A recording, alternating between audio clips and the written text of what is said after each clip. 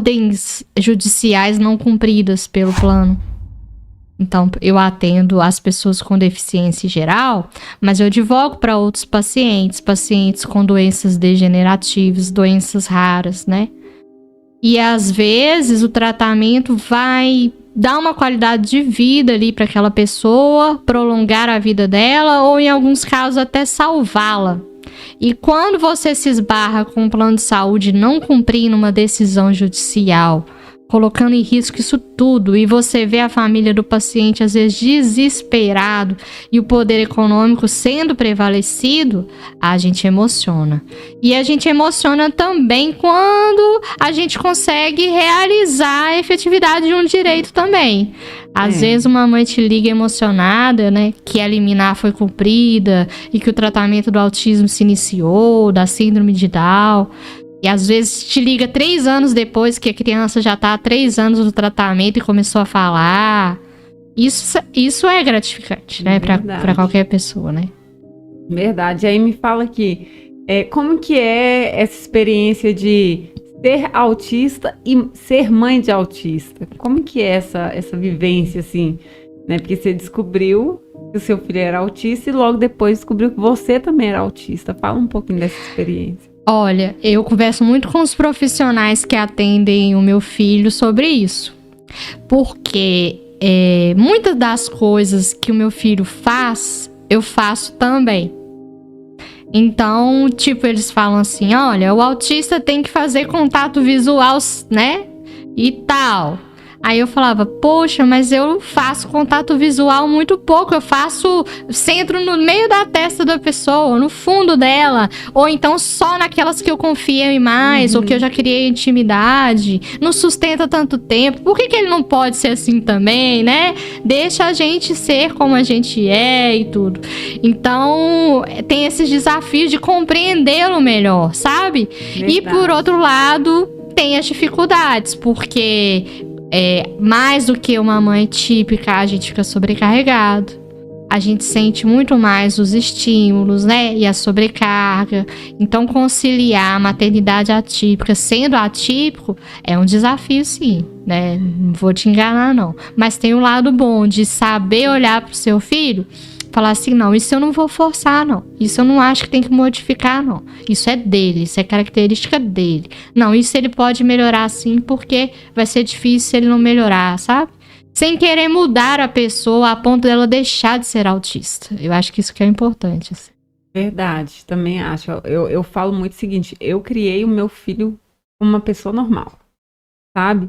Eu dei liberdade, ele faz tudo, se a comida estiver no fogão, ele mesmo vai lá, põe no prato, põe no micro-ondas, vai lá e come.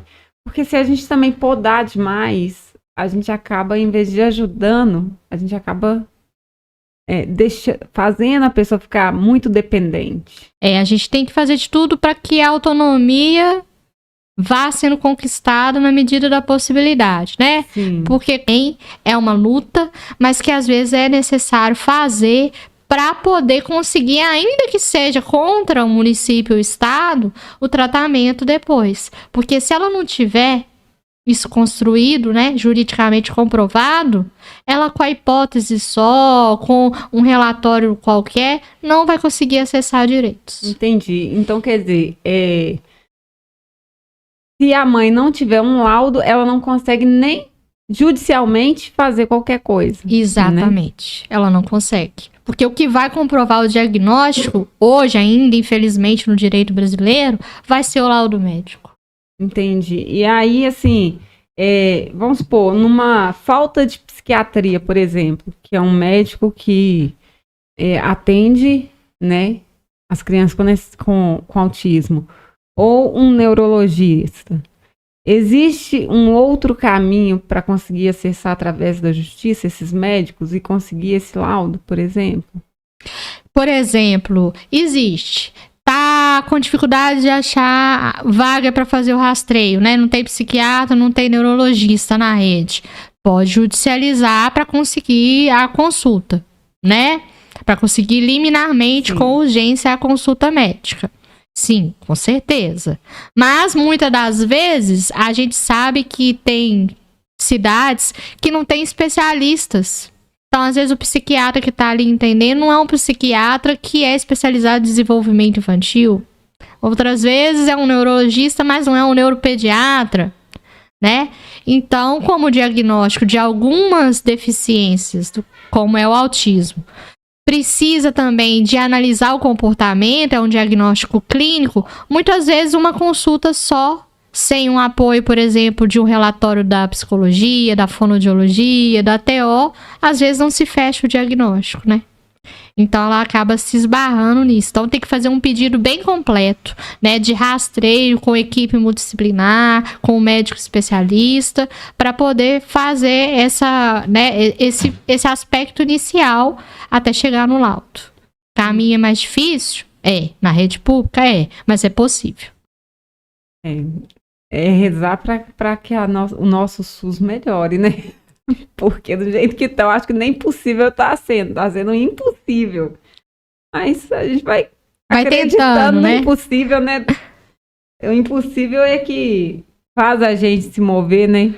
Exatamente. Eu acho que essa união de pais, mães, eu acho que é muito importante para mudar esse quadro. O que você pensa sobre isso, dessa união dos pais que são autistas, essa força toda, esse núcleo todo?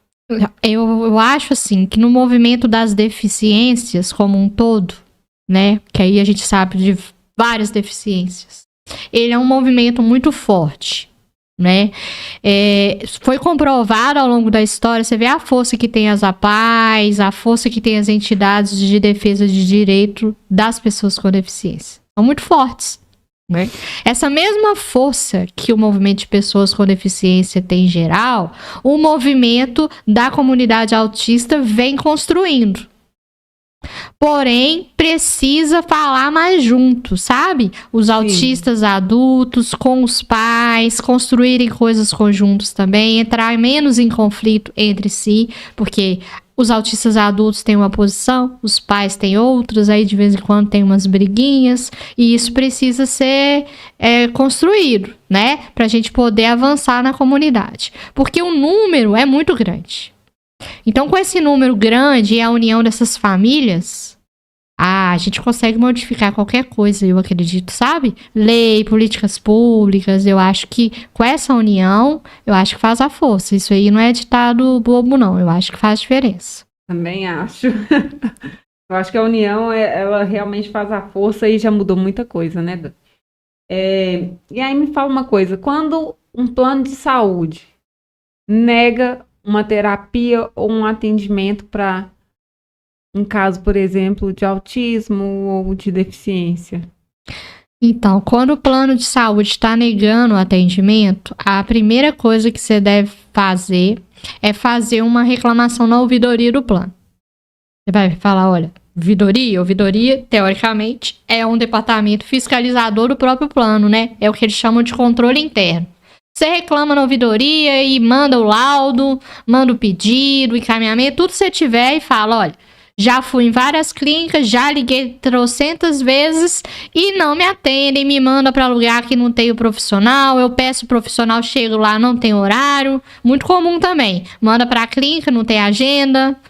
Então eu quero fazer valer o meu direito que eu tenho de receber o tratamento com esses e esses profissionais, igual está escrito aí no laudo médico. Se tiver abordagem, o nome da abordagem, se tiver número de horas com o número de horas, tudo direitinho. A ouvidoria vai te responder. Se a resposta da ouvidoria for, porque o plano não é obrigado a cumprir, porque qualquer coisa, né, negando, protelando, fazer uma reclamação na Agência Nacional de Saúde Suplementar, ANS. Canal presencial em BH. É só olhar na internet, lá no Google, que tem o endereço. Tem 0800 e também pode ser feito pelo site.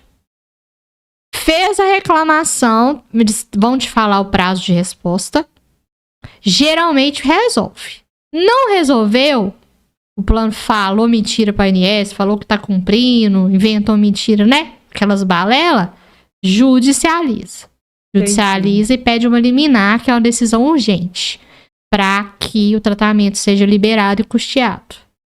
Isso é o caminho. Verdade. E aí me fala que hoje, o que que a gente